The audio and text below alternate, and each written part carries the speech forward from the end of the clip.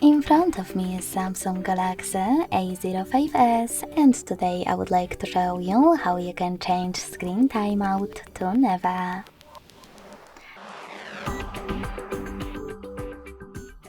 Begin by opening Play Store and clicking on the search bar.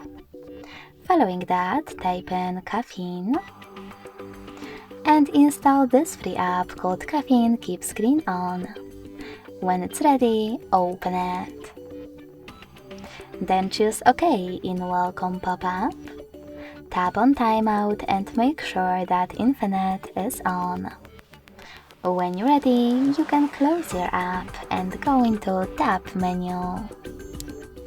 Now click on this pen at the top right corner. Click on Edit under Tap menu option. Look for Caffeine shortcut over here, and when you find it, drag it to the top.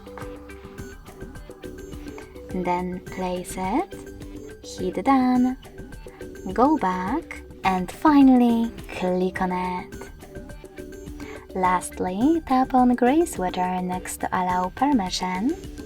Go back to Tap menu one more last time and click on Caffeine shortcut to activate it. Thanks so much for watching. If you enjoyed this video, leave a like, comment and subscribe. Bye!